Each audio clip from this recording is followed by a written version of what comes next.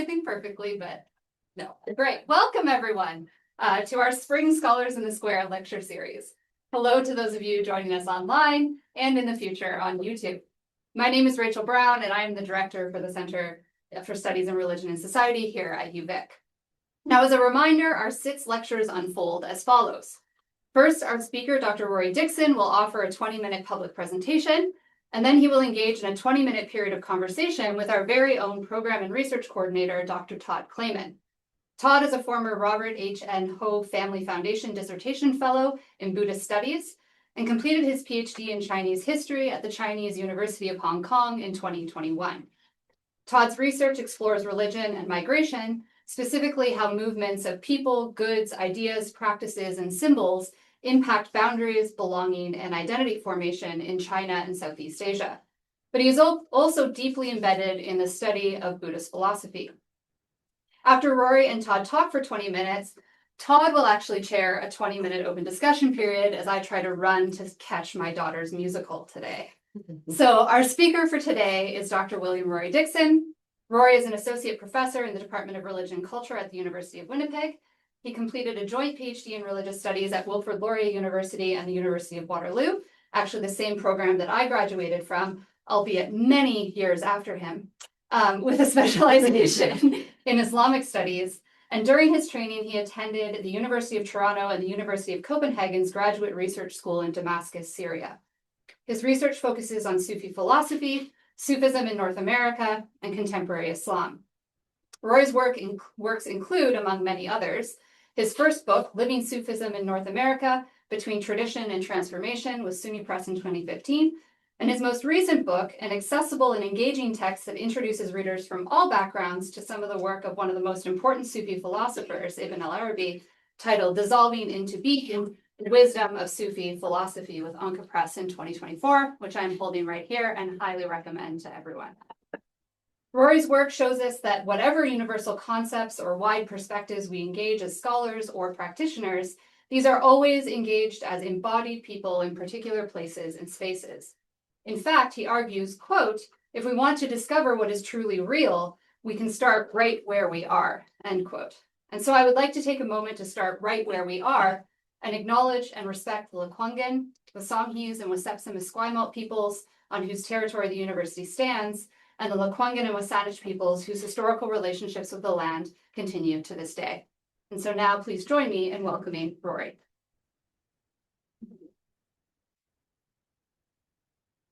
Thank you, Rachel, for the introduction. I do appreciate that you said the book was accessible, although you also shared some perspectives that suggest it could be more accessible. So this talk, hopefully, is leaning in that direction. But seriously, thank you, Rachel, for organizing, and to Scott and Todd for your work getting this talk going today.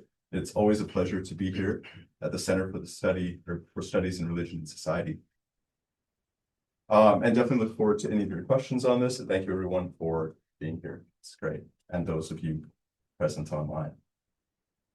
Okay, so I'll show you a bit of an overview. Also, kind of pitching my book there. So, the talk is somewhat based on this book, but as I briefly alluded to, the talk today is going to be even more of a sort of accessible intro to some of the core ideas of Sufi philosophy and practice. So I've broken it down into 4 sections, just the intro, which is happening now, sort of a crash course in Sufi philosophy, what some of the key ideas are, and then with a nod to Tina Turner, what's love got to do with it, and then what's religion got to do with it. And that should really cover the 20 minutes, and I'll try to keep an eye on the time as we go. Okay. Okay, so there is a convenient place for us to start in unpacking the Sufi worldview, and that is the first part of the Islamic statement of faith or creed, La ilaha illallah, which basically means there is no God but God. Okay, fair enough, we might say, or maybe the card-carrying monotheists among us who nod like, well, we've been saying that for years, actually. According to a deeper understanding, however, a kind of a going down the rabbit hole of this creed's implications, the Sufi perspective simply points out that God alone has real being, is the only real. So we could also read the creed to say there is no being except for being as such. There is no real except for the real. God is the only being there is. Now, understandably, we might, in response, look around and say, interesting statement, but I can't help but notice many, as in hundreds upon thousands, billions of entities, objects, things, stuff, sensations, indigestion, war, cacti, unwanted movie sequels, even furniture alone, so many things. So pardon my audacity, but there are obviously a great many beings, lots of stuff, unbelievable amounts of things happening. Well, the Sufis might respond, there certainly appear to be. There's the rub. The existential implication, or according to Sufis, profound meaning of La ilaha illallah, is that multiplicity or manyness, i.e. the world, only exists in appearance. So let's pause here and look at this word appearance a bit more closely. With due apologies to Oxford, I'll draw upon the Cambridge Dictionary, also a fine dictionary, in case wondering, to define appearance in two ways germane to our discussion. First, appearance is a word that we use for someone's short-term presence, when they show up for a brief period only. So if we, non-celebrities, unfamous ones, and if you are famous, apologies ahead of time, but for those of us who are unfamous, if we appear in, let's say, a late night celebrity-oriented talk show, we'd probably just make an appearance for a few moments before the host would invite somebody more important, not really more important, of course, for a longer conversation. Or if you have an introverted friend or cousin, or you yourself are an introvert, you might make an appearance at the party, but just for a few minutes, say hi, sweat through some unbearable small talk, and then head back home to your impossibly adorable cat. You might come to the party, but you're just going to make an appearance, right? So we're some of the way down the road in understanding what our world is. Multiplicity, manyness, all of the beings and things and furniture that make up our world make an appearance only. Then they go away. Eventually, if we wait long enough, there is not even a trace of them left. Even your favorite mid-century credenza will totally disintegrate at some point, give or take a few centuries. Okay, so things just appear for a while, then they go away. That's the first meaning of appearance. The second meaning of appearance is connected to the first. It's when something looks like it's there, but actually not really. A great example of this occurs should you be attending a campfire, and you might take a stick and light the end of it. Some of you have done this, I've done this. And you might spin it around in the night sky. And what do you see? You see a circle. Now, you see the circle. At least according to your sensory perception, the circle is there. You can't say it's not real 100%, but you also know it's not really real. There's not actually a circle in the sky. It's just a visual effect of spinning the burning stick around fast enough. So these are the two ways that Sufis suggest our world is appearance. It is appearing in the sense of just dropping in for a minute, and it's appearing like the campfire circle. It doesn't have a substantial reality of its own. It's not quite as real as it seems. So everything, again, including us and all of the furniture, are in the process of disappearing forever, not having any sort of permanent, independent existence. Now, this is about as simple of a statement of fact as one can make. It's just a situation as it is, but it can come off as a bit concerning, or maybe even kind of a downer. It can lead us to ask, wait, so how real were we ever in the first place? What is truly real? Is there something beyond these disappearing appearances? No, an angry little voice shouts. It's all just meaningless, flotsam and jetsam.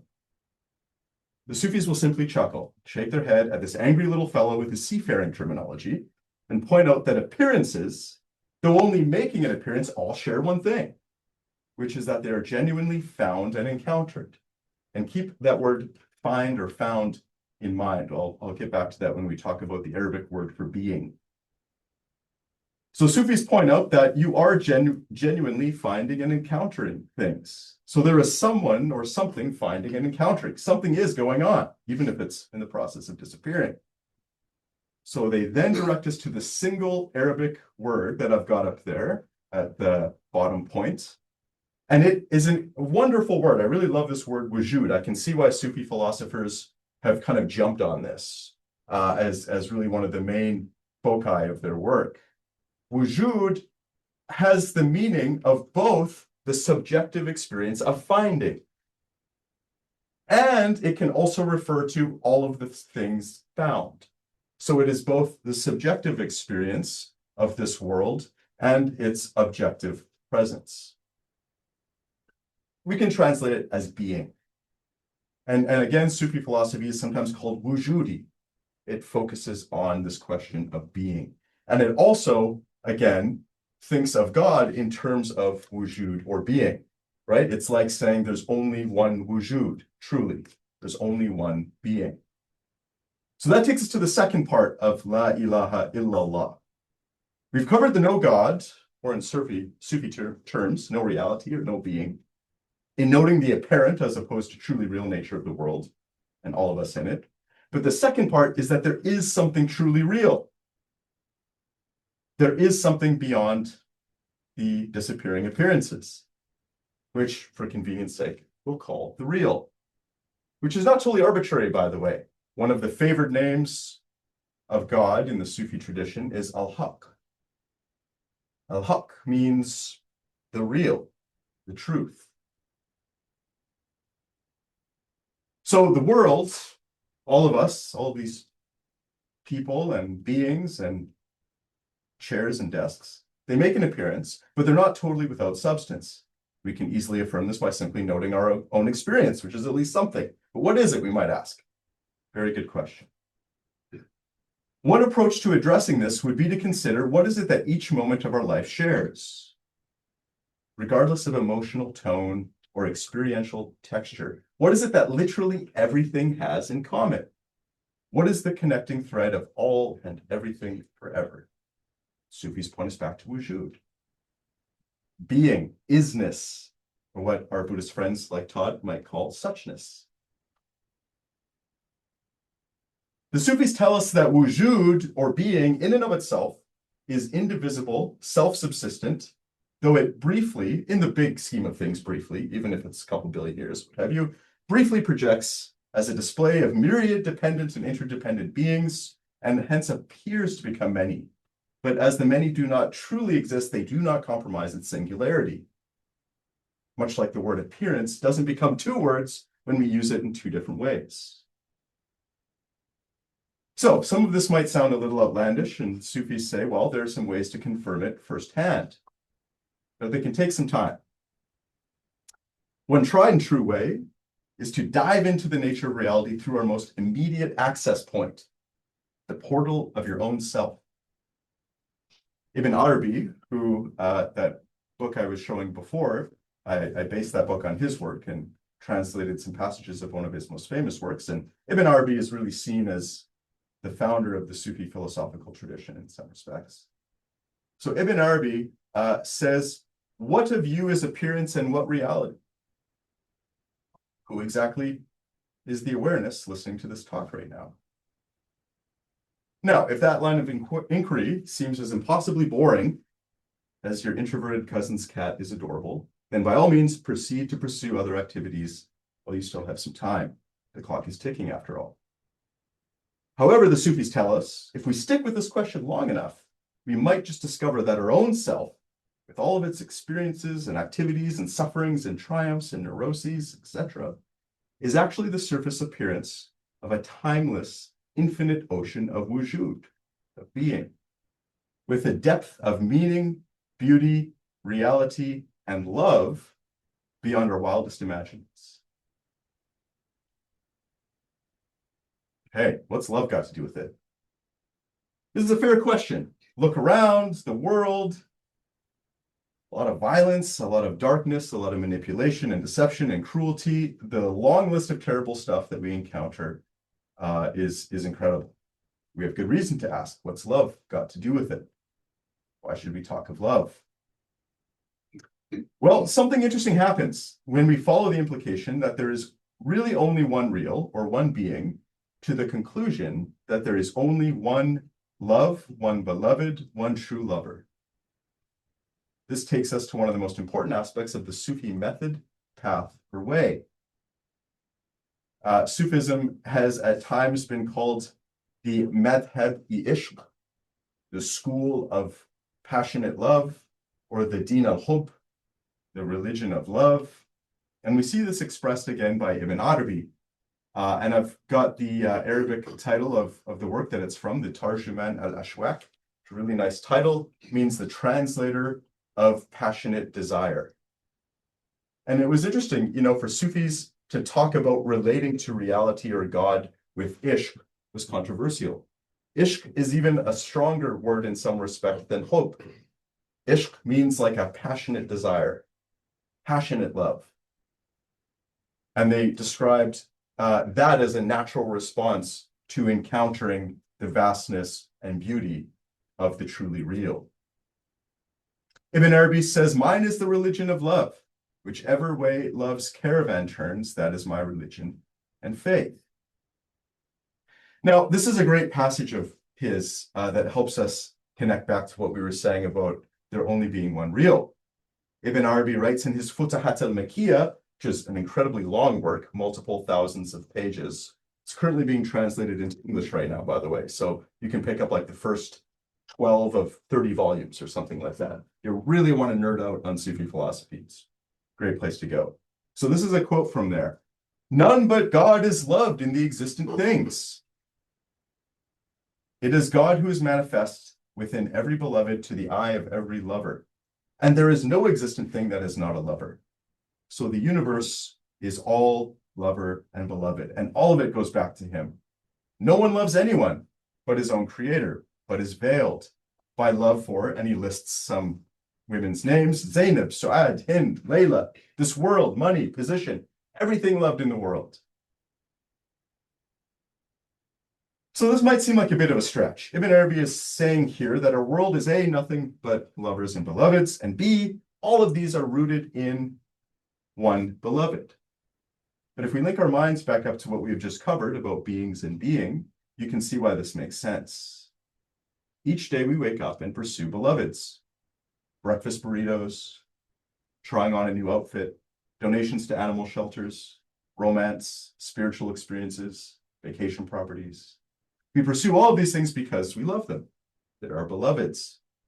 However, as we noted, all of these beings, objects, experiences, these many beloveds merely make an appearance for a few moments, each bringing forth an infinitesimal fraction of what being itself really is. Each beloved, everything and everyone we pursue and love are all pursued and loved for reflecting in even a small way the one true beloved at the heart of everything. So one of the methodological implications of this is you can measure a circle from any point on its circumference. You can dig a well anywhere in the world and eventually hit water. And I actually looked this up to see if it was true because I'd heard it said. I'm actually going to go down this rabbit hole briefly because I find it really interesting. The American water surveyors confirm, quote, if you dig deep enough down into the Earth's crust, you'll certainly find water. The intrepid American surveyors of water note that the world's deepest hole is in Murmansk, in Russia, and it's delightfully named the Kola Super Deep Borehole. It is 7.5 miles deep, and they confirm there is water in the world's deepest hole. Okay, sidebar, I couldn't read it. So wherever you start, you can get there. Wherever you dig, you'll eventually hit water. You don't have to leave your everyday life or look somewhere else to find the real, because the real is all there is. There's no place that you can't find it. So whether we go to the very depths of life, inwardly through self-inquiry, outwardly pursuing our beloveds with everything we've got, totally opening our heart to the world, we might just eventually discover this outrageously, sublimely beautiful love, lover, beloved at the heart of it all, and then fall completely in love with reality itself. That might be one way to describe what a Sufi is or is doing. Okay, so I've got another slide, but should we stop there and jump to questions, or maybe take just a few more minutes for the? You can take 2 more minutes. Okay, okay, let's see if we can blast through this. Okay. All right, so what's religion got to do with it? Okay. It's kind of an important one, so. Yeah, I guess, and this is the Center for the Studies in Religion, right? Okay, let's talk about religion. Now, if you've been bruised by religion or seen it bruise others, you might ask, understandably, what's religion got to do with any of this? We can see that there's a lot of bad religion out there. So one way to think about it, from the Sufi perspective, is that religion is something like a national cuisine. So you can think of some of your favorite foods: Nigerian, French, Peruvian. I've listed some that I've enjoyed over the years. Now, the food itself can be a delight or disaster depending on who is preparing it. Okay, so that's one of the key ideas here, is that it really depends on how this cuisine is prepared. So that'll take us to conclude with the second part of the Islamic creed, Muhammadin Rasulullah, Muhammad is the messenger of God. What this basically means, according to the Sufi perspective, is that the Prophet Muhammad in particular, but a larger class of humans throughout history, are believed to have gained or been given a deep knowledge of the first part of the creed, the only real. Now, they're known as prophets in the Abrahamic traditions, but Sufis have generally acknowledged that, there are other names for sages and awakened ones and such in different cultures. Regardless, these rare people have been tasked with communicating not only the recipe of the cuisine, that would be scripture, maybe its explanation, but also the cooking instructions, the practical methods for making the food. We can think of these as the spiritual practices that lead to knowledge of the real and the love that inevitably follows from that. Now, interestingly, the recipe is disseminated widely. Anybody can go and pick up the scripture of any tradition, but we might say the intuitive art of fine cooking tends to be transmitted person to person, involving a much smaller number of super committed chef types.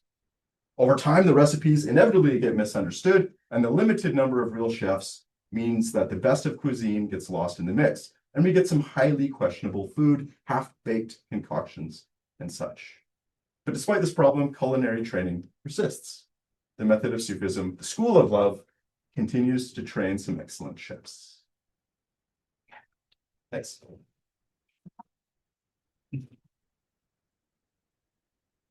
Great, thank you, Rory.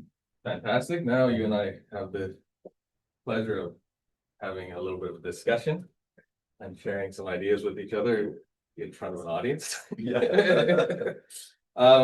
So the first thing that strikes me, and we've encountered each other before in discussions about scholar practitioner contexts and challenges.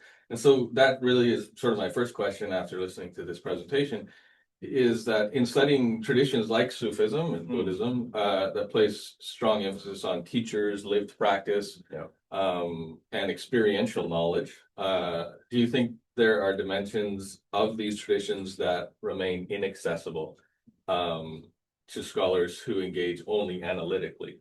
Yeah. And then expanding on that, how do you personally negotiate that this, whether or not it's a boundary or not, between intellectual understanding and participatory understanding? Yeah.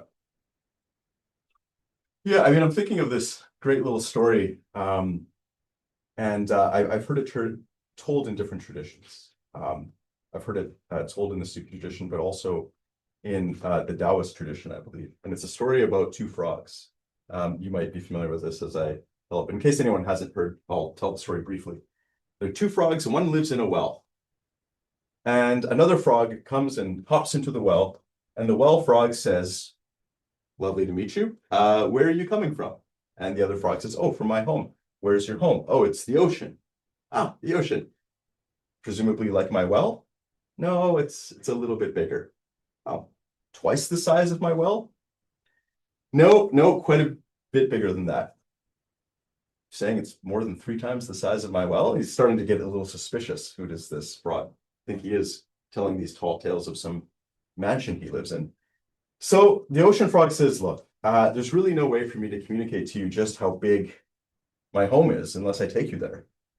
So he's a little bit skeptical, but says, all right, fine, let's go. So the two frogs go hopping towards the ocean, and eventually they crest the hill overlooking the ocean, and the well frog sees the vast expanse, the crashing waves, and his head explodes. It's the end of the story. But I like it because it kind of says, if the ocean frog, started explaining and mapping, and there could be some impression gained. But the story kind of points to the profound difference between hearing about something, reading about something, and encountering it yourself, especially if that thing is beyond conventional frames of reference and experience in reality. So you could argue that the most interesting dimension of a tradition like Buddhism or Sufism has to be experiential. Another word that we can throw out, that's one I quite like from the Sufi tradition, Dhauk, which means taste. And the Sufis say, one of the most interesting things about an orange is how it tastes. Like, you can study oranges and all that, but if you haven't eaten one, you're missing out on one of the most important, interesting dimensions that there is. You can study menus, but ordering food is kind of where it's at. So I would say there's, and this is coming from somebody who spends a lot of time studying analytically Sufi history and philosophy and figures and transformations in different cultural contexts. Highly interesting stuff, for sure. But I think there's an argument to be made that there's this other dimension that can only be experienced, and hence the importance of some kind of practice, right? So this kind of interesting scholar practitioner category is coming to the fore, as I think more people are realizing that you can kind of do both. Now, the other dimension of that question that I point to is just where that boundary between the two, for me, is most clear is in the classroom. I don't think many students sign up for a seminar on Sufism to have their, sense of self annihilated in the vast ocean of the world, something, right? You put that on the course outline, you might get some students who are like, let's go. And frankly, I don't think I'd be qualified to take them there anyways, but yeah, so I think in the classroom, I for sure I'm comfortable, and I think it's appropriate to lean in on the history, the philosophy, the figures, and that kind of thing, because that's the venue, that's the context. But yeah, I think it's a good question to contemplate. Can I actually just throw it back to you quickly? How do you, as also a practitioner of the tradition? Yeah, I agree with everything you just said. I also think about knowledge systems, and how not only the knowledge, the sort of Buddhist knowledge system, but also then particularly my interest, the Chinese Buddhist knowledge system, and how I am trying to talk and understand and talk about that worldview, that understand that cosmology from when I'm doing it in the academy. I'm trying to transplant it and talk about it from within an entirely different, actually, and separate knowledge system. And that's, for me, where I find the most tension, to be honest. I don't know if that's something that you've encountered, but I mean, especially when you're talking about the meaning of being, right? And just a little something, light dinner conversation kind of stuff, right? Yeah. So do you find it challenging to then try to talk about that within the framework, not only of the knowledge system, but also including the language that we use in the academy?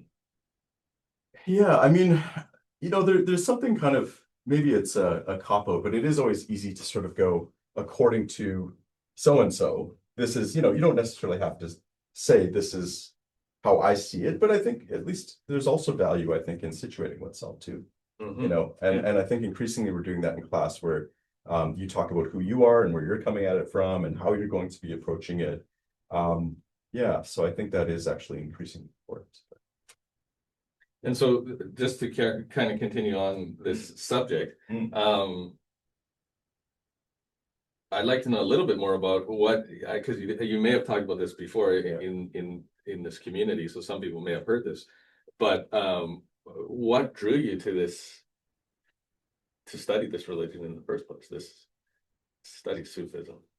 Yeah, I mean, there's a longer story, and I'll try to do like a condensed version of it. It definitely became a seeker in late teens, so in some ways the academic study of religion was almost a side effect of something else that was happening.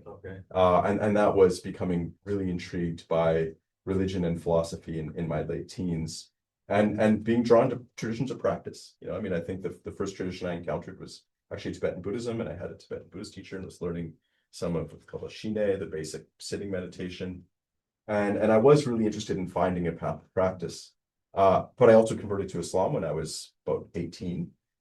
So, spent a few years pretty enmeshed in relatively conservative community known as the Salafis, for those of you who know those communities, and didn't quite find what I was looking for there. But that also, I think, gave me kind of a background and an experience in the subject of Islam in general. So actually in grad school, when I encountered the Sufi tradition intellectually, and also encountered it as a living tradition, my PhD supervisor, Professor Mina Sharifi Bunk, herself was trained by a PhD supervisor who himself was basically raised by a Sufi master in Syria, Professor Abdulaziz Said.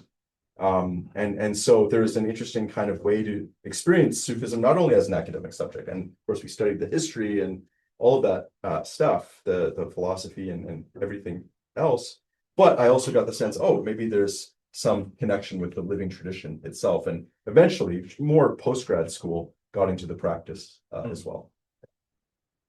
Your answer helps us to segue quite nicely into my next question, because my next question is about teachers and masters. Yeah.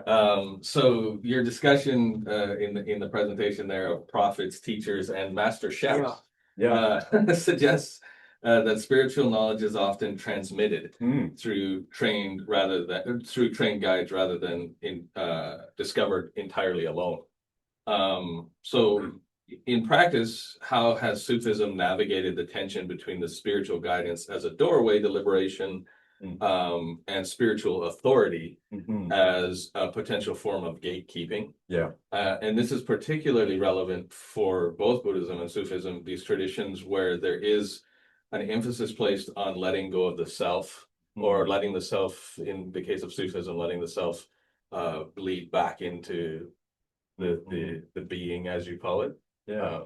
And to me, there's quite a bit of potential for difficulties. Yeah, to put it mildly, yeah, it's a really good, I mean, I'm actually kind of glad now that the chef thing analogy is out there. Yeah, because it's particularly useful. If you think of some of the world's great chefs, some have turned out to be pretty awful people to work with, but abusive, manipulative, etc. Yeah. Right. And so there's actually kind of a nice analogy there. And I think with spirituality, religion, there's actually a real danger because it's hard to verify. It's not, somebody might say, yeah, I had a dream and you're supposed to be my student. Okay. How do you really know? Right. And so there's a lot of room for deception and manipulation. So on a practical level, I mean, this is sort of outside now of thinking of the university classroom. If somebody says, oh, I want to check out a Sufi group, my advice is always to really study that group, hang out with them, see what the dynamics are, because, any kind of group, Buddhist, yoga, Sufi, there can be kind of dangerous dynamics, where, and it's a really tricky thing, from a Sufi perspective, somebody might actually be able to transmit aspects of a tradition, even some sort of transformative energy, whatever you want to call it. I don't want to get too woo-woo, but that person might not yet be fully refined and mature as a human, ethically. And so, people are getting something out of it and go, wow, I'm having these powerful transformative experiences with this person, but, man, it's sure costing a lot, and seeming to need more and more money. And how come those people go to get these private meetings and what's that, so you can kind of see where these problems happen. So I think it's a genuine hazard with any tradition of, especially a teacher-led. Now, that being said, in my experience, I actually do see why people say in many cases it's indispensable. There's an inevitable, I think I heard somebody say one time, a teacher can kind of like show you the back of your head. It's like whatever you do on your own, sure, like they're the mirror, right? So you need a mirror. And that's what a teacher can be sometimes, is they can show you aspects of yourself that's really hard to see on your own. So I think that I totally see why it's emphasized as something that can be really important. But again, that relationship has to be approached with, I think, some caution and study. And again, I would say a relationship with a guide, a mentor, should be like any other healthy relationship in your life. You know, you can think of a partner, you can think of a parent or an aunt or an uncle or a bestie or a cousin or what have you. If you have a long-term healthy relationship with somebody, there are certain levels of trust and intimacy that happen over time. And then you can go and travel together, or you can, you know, engage in intensive experiences together, and it's positive and safe because you've got that deep rapport. I think it's the same kind of thing with kind of a guide. You know, you don't just want to show up one day and somebody's like pledge allegiance, and you know, I think that's a recipe for disaster in many cases. Yeah, that resonates with my experience in Buddhism as well. Okay. And really that last point that you're talking about, because that kind of trust, once it's built up and it's healthy, then there is space for vulnerability. Exactly. And I think both these traditions really kind of point to that vulnerability as a step toward whatever the aim is of the tradition. Yeah, that's fantastic. So speaking of the two traditions, and your sort of reference to Buddhism in your talk, I'm wondering, we've talked about this a little bit, and you've pointed out to me that Sufism has historically been open to borrowing and syncretism, and engagement with other traditions, which is kind of what you're doing here as well. But along those lines, how does Sufis distinguish between what can be a fruitful engagement, fruitful exchange, and then a risk of losing the distinctiveness of the tradition? Yeah, it's a really, really good question. And this is actually where the academic study of religion really comes in as well to the fore. Because one of the things you realize is that there are no pure traditions. Yeah, I remember, like, as a young seeker, you're kind of wanting, you imagine that there's some pure tradition, maybe somewhere in a mountaintop and somebody's sitting in a cave, and you show up and they're like, my disciples arrived. And you get this pure transmission and all. And so we have these kind of fantasies about what this is, and we fail to see the very historical human nature of these traditions. So even the Islamic tradition as a whole is a deeply syncretic one. You know, I mean, if you think of one of the most famous pieces of Islamic architecture, the Dome of the Rock, I mean, it's built in this style of a Byzantine shrine. You know, you've got a Christian style of architecture there.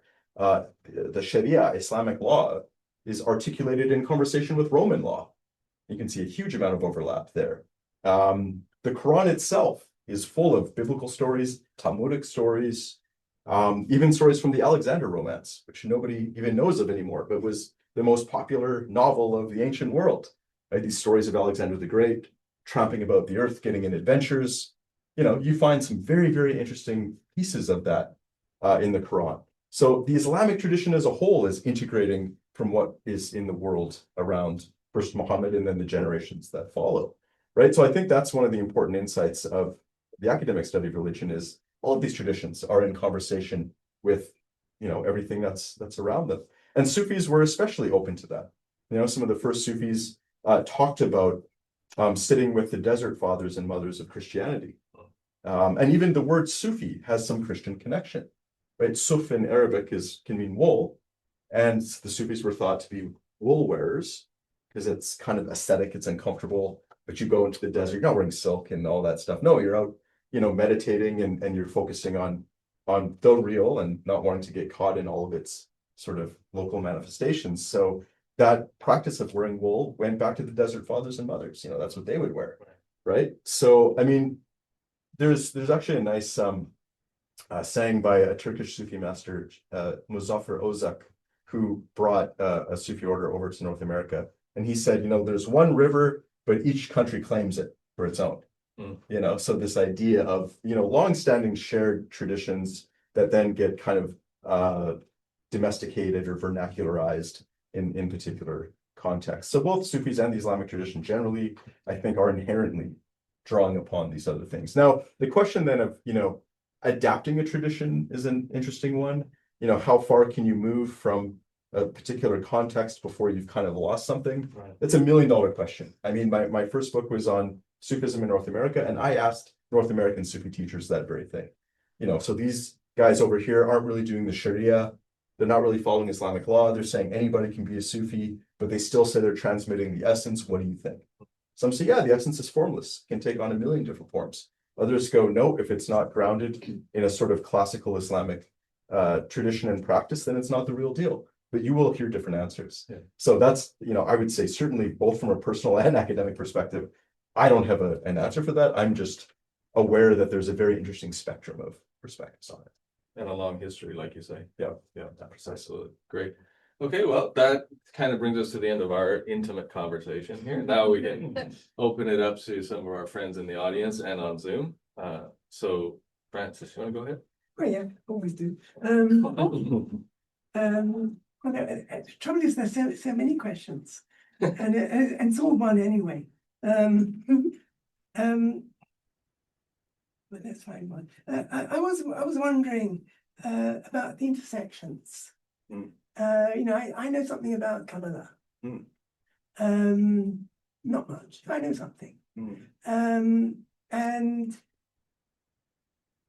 in Kabbalah, at least, and I would suspect in Sufism, there are tensions. There's a tension between the view that the essence of reality is the intellect, that which God,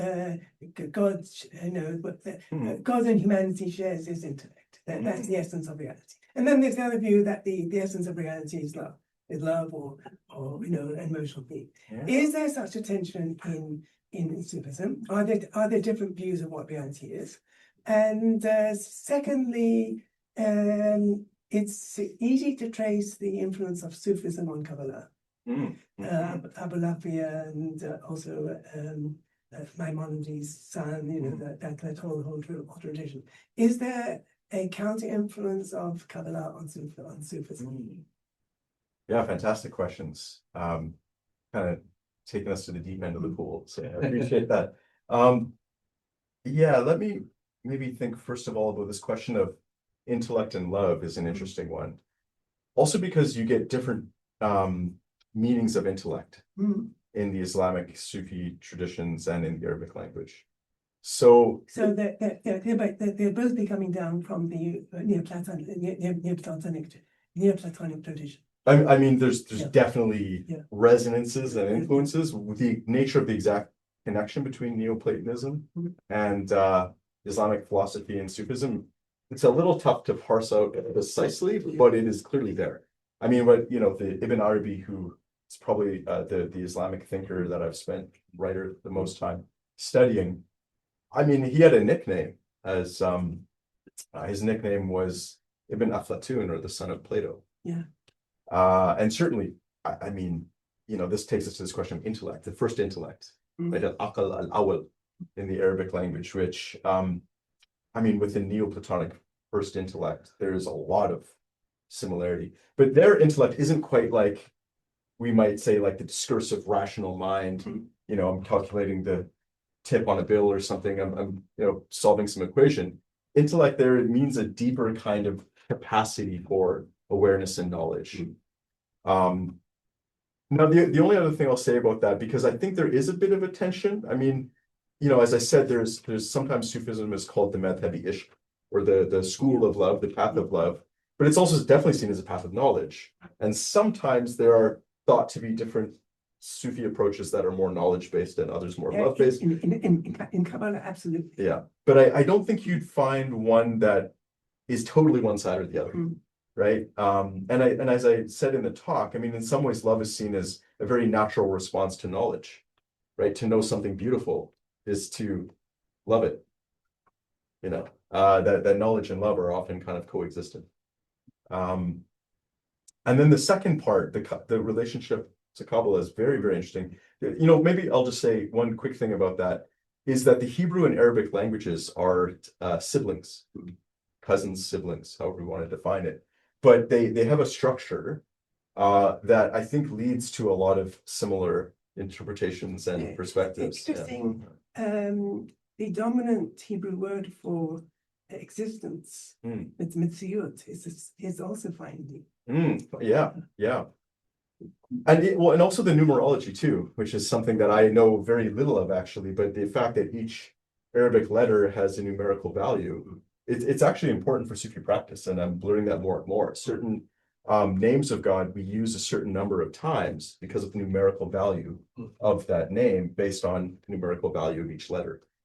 So it actually connects in a very practical way. And in my understanding, very limited of Kabbalah, is that there is some of that, the connection of letters and numbers, which is very interesting. Now, yeah, I'm aware because of the Iberian experience where you get sort of Kabbalah and Sufism. I mean, Ibn Arabi is from Spain. Yeah. You know, he's But doesn't he move from Spain? yes, yeah. I mean, he grew up and had his first Sufi encounters in Spain, but then yeah, traveled throughout the Muslim world. But yeah, there's more to be said, but maybe we'll leave it there for now and we can talk more. Thanks. Did you have a question online? Yeah. And then we'll go to Paul. Okay. Yeah, question from Jay. I said, is there a possibility that approaching these living spiritual traditions from an academic, non-practitioner perspective can actually be detrimental to an understanding of these traditions?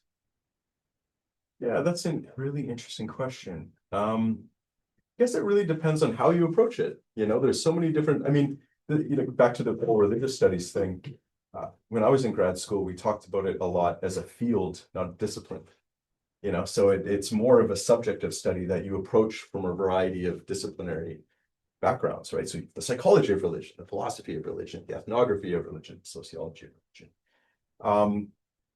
And yeah, I mean, I actually, you know, the best example of that is really the some of the Orientalists. You know, and Orientalism is such a fascinating phenomenon, and so much has been written and said about it. So we won't necessarily go too far down that rabbit hole, but certainly some Orientalists, because of approaching the subject with such a loaded perspective, really offered in some cases a caricature of what they were looking at. So we can almost see that as like an archetype of scholarship gone wrong. I mean, and linguistically, we're often incredible. You know, I mean, the linguistic study of some of the Orientalists, we don't really hold a candle to today. But again, representing maybe an ultimate distortion because of that loaded perspective they were coming with. So we can maybe think of that as a way that it can distort rather than reveal. Yeah. Okay, Paul, then we'll come to some other people. Thanks. Thanks very much. I was really glad Todd asked that final question, because until he asked that question and you gave the answer, I was worried about the drift of things. There was less critical orientation until you provided the response to Todd's last question. Because there's a way in which, until that last question, your presentation of Sufi philosophy or Sufism as a phenomenon is kind of haunted by a kind of a politics of authenticity. Yeah. You know, with the whole business of cooks doing well or poorly. Yeah. You know, Yeah. managing the recipe well or poorly. Which I know then you answer Todd's questions like, well, what is well and what is poorly? You know, there's all kinds of different ways to cook cook things. Yeah. So I wonder if you could kind of historicize Sufism a little bit, because it seems to me there's this bit of a tension within the Sufi world today between what we might think of as Instagram Sufis. Sure. Or bookstore Sufis, white folks who are like totally turned on by Rumi. Yeah. Who don't know anything, in fact, who are shocked and maybe even appalled that Sufism is a Muslim tradition. And they don't, like, for their first 6 months of learning about it, they just think it's an awesome thing to put on Instagram. Right. So, but then there's the folks the folks who are kind of like in your framework, and then there's the folks who are kind of that were ethnic Sufis. Well, it seems to me like there's these tensions between the sort of subcultures within the Sufi world. And I wonder if you can speak to that. Yeah, I mean, it gets at this question of authenticity. Yeah. Because if one is speaking about a clean recipe that we understood, came down to Muhammad. Yeah. And then people are correctly passing it on from teacher to student. And then people screw it up later on. Yeah. Are we thinking about Instagram as a site of screwing it up? Or just as another interesting way, like orientation or rendition of this complex, multiply interpreted recipe? This is Matt's question, I know. Yeah. I'm anticipating what you would have asked. I know you're not wrong. Yeah, I mean, and you're right to flag that, because this is, I would even call this kind of a theological article. I mean, it's based on a magazine article that I wrote for a Sufi magazine. And I think it's still a good doorway for anybody to just kind of grasp on the basic ideas, but for sure there's a certain insider thing happening there. Yeah, and this whole question of authenticity is interesting too. And it's actually one that historically Sufis really struggled with. During the Ottoman period, because the classical Islamic societies were really underpinned economically by a system called the awqaf, or endowments. Religious endowments were at the heart of these societies. And so they were perpetual too. So you'd have, a wealthy a sultan or a sultan's wife or a mother, or it could be anybody, but a lot of money would maybe basically create a Sufi center and say, I'm paying for 10 dervishes to come here and live and recite the Quran and make zikr, make the Sufi prayer, all the time. But pray for my soul while you're doing it too, right? And so what started happening was people, and Sufis would write about this, people would see becoming a Sufi as just a way to go hang out, get out of work, get out of the military, just kind of loaf about the Sufi center and just, and maybe they were the Instagram Sufis of their time, kind of wandering around, saying a few lofty things, but really not doing much in terms of practice and that kind of thing. So I think that question of like, what's the real deal has been there for a while.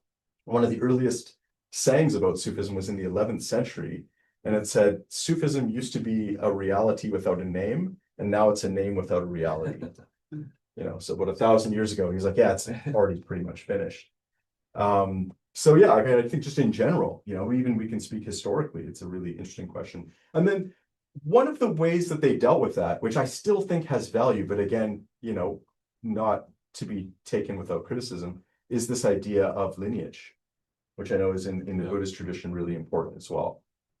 And I think there are good reasons for it. Like, let's say from an insider perspective, I kind of get why people emphasize it, but I'm also aware that lineage itself isn't some kind of grand guarantee of authenticity. But it was seen as, at least if you were kind of authorized by somebody who themselves was authorized, and of course the chains go back to Muhammad, and really, I mean, I can think of any Sufi order will have this big tree they make showing all the links in the chain going back. But what makes it really tough is one of those links might be like, well, I was initiated by the Prophet Muhammad himself in a dream, or Khidr, the this immortal. This immortal that gives knowledge to people who don't have a living guide. And he showed up for 8 weeks every Sunday. We had some conversations, and now I'm a Sufi leader. So if he's a link in the chain, so I'm saying, there's still room to kind of have that historical critical awareness about it. But that is one of the reasons that lineage did develop and why they took it so seriously, was to try to at least address that. And so when we're getting back to the Instagram, one could certainly ask, oh, cool. So who have you learned Sufism from? What is the nature of your study of it? Where did they learn it from? And you can kind of do that. But again, even then, it's percentage. Okay, so we have quite a long queue here of questions. Some of us are going to be able to talk to Rory later in the week at the center. So if you fall into that category, I ask you to maybe wait until then. Matt, do you still? Can I come back to you? Yeah, of course. Okay, Shama, you want to go ahead? I don't want to spend too much time on this, but I feel like, so I was again going back to Kabbalah. Yeah. The rabbi who started the movement that leads to the infamous Kabbalah centers, he was trained and he had like a respected circle, but he felt that keeping it in these closed containers gate kept it from being. And one of the things, and we can look at the positive and negative of that, 30 years after him, we have Madonna going on David Letterman saying that Kabbalah is not a Jewish system. Right. But on the other hand, these lineages tend to privilege men and tend to privilege people with certain kinds of privilege to keep that teaching from becoming. So there's that tension that I wanted to mention. Yeah. The other thing, and I don't know if you can answer this, it's too big for now, but just thinking about that kind of core real, and wondering in our kind of contemporary context where reality is so contested, where even seeing things on the news doesn't guarantee that they're real events, that there might be something philosophically about opening the question of what is the grounding of real that I think is really interesting. Yeah, I'll maybe say something just really quickly about that, and then maybe go to the first part. So yeah, Ibn Arabi actually has a very interesting take on this. He says that, of course the goal is to experience or know the real. But he says you never actually know it in and of itself. You only ever know it through your own self. So you know the real as mediated by you. So you only ever see reality through a U-shaped window. So everybody then has a different, fundamentally different experience. But he would say it's one thing, one phenomenon. So yeah, there's something kind of interesting about that when to lean on this question of the diversity of experiences or interpretations of reality versus potentially unitary.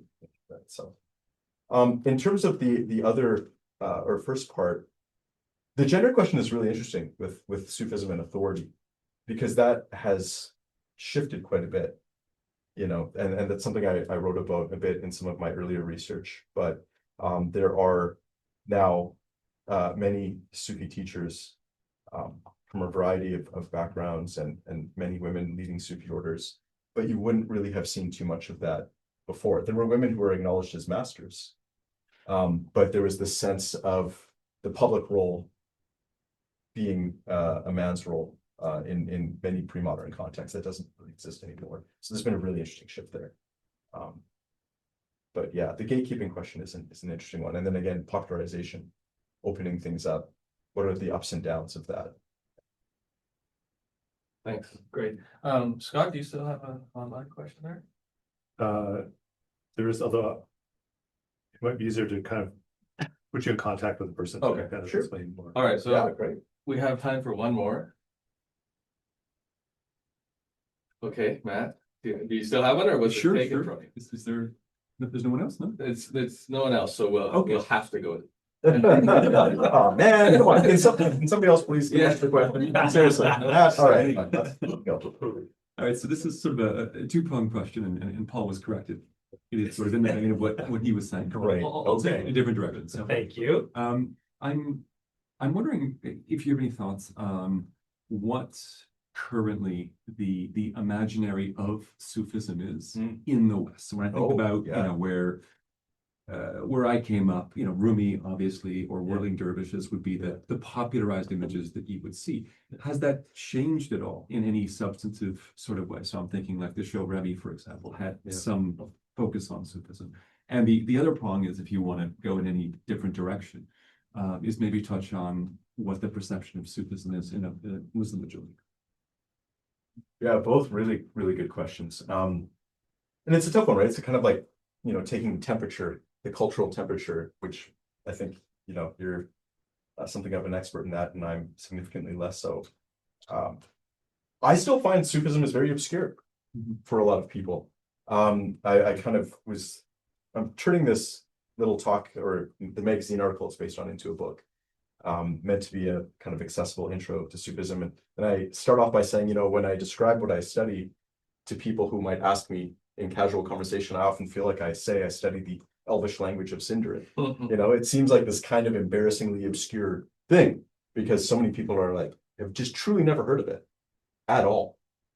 Rumi definitely more, but what's funny is not only is Rumi not associated with the Islamic tradition, it's generally not even associated with the Sufi tradition.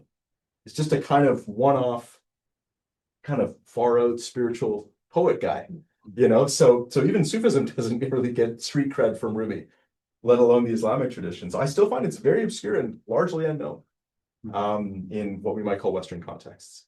I don't know if I've seen a ton of change with that. Now, when it comes to Muslim contexts, really, really interesting. Really, really interesting. It so depends on where you go. I like telling a story to students. When I was studying Arabic at Middlebury in grad school, I had two Egyptian Arabic professors, and we're having our conversation in my broken Arabic over lunch. You had to speak Arabic the entire time for 9 weeks, and everything was in Arabic, no English allowed. Fantastic way to learn. They throw you in the deep end and are like, learn Arabic or just die. So yeah, I'm exaggerating, but it was a fantastic program. And so they said, "Oh, what are you doing your paper on?" Because you had to write a final paper in Arabic. And I said, "Oh, something like the Makan Tasawwuf, the place of Sufism and Islamic history." The reaction from both of them couldn't have been more different. One of them said, "Oh, mashallah, oh, it's beautiful. Yeah, my uncle, he's a Sufi sheikh in Cairo. He's one of the best Muslims, and he's really pious and the beautiful subject. And the other one said, almost like took me aside and said, I got to tell you, you really shouldn't be writing on this subject. Sufism has nothing to do with Islam. It's a distortion. It's a bid'ah. It's a reprehensible innovation, taking us away from the teachings of the Quran and the Sunnah. And so that whole debate over Sufism's place is at the heart of the contemporary Islamic tradition. The post-colonial world, whereas if you go back 200 years, Sufism was 100% assumed in about 99% of Muslim contexts. Take any madrasa curricula across the world, Indonesia to Chechnya, there was always some kind of Sufi text or reference, but it wasn't even necessarily called Sufi. It would have been seen as like tazkiyah, the purification of the self, ihsan, some kind of just spiritual aspect of the Islamic tradition. It was not even really seen as, it'd be like a discipline. It's like you study Islamic law, you study Islamic theology, you study Sufism, but it's all kind of, those are disciplines. They're not like separate things from the Islamic tradition. However, in the colonial era and after, there's been a radical separation. And there's been a huge questioning of Sufism in Muslim context. So it so depends. Again, you can go to, I'm thinking of Morocco too, where I've been to Sufi mosques there, the beautiful Tijani mosque, and there's a lot of Sufi people there. But you can also be in a cafe and get chatting with somebody and you're studying Sufism, like, oh man, that is like, just the worst possible thing you could. So you're going to find that everywhere, I think, in Muslim context now, because it's become such a matter of context. That colonial piece is something maybe we can pick up at another time. Sure. Because it's interesting and also impacts different forms of Taoism and Buddhism as well. That there's a shift like that, like you're talking about. Okay, so let's thank Rory for spending this lovely hour with us. And next week we have an opportunity to spend another enjoyable hour with Simi Kang. And you can see the topic next week will be about river, field, swamp, and sea food as practice. So it'll be a nice introduction just before lunch. All right. Thank you. Thank you everyone for joining us.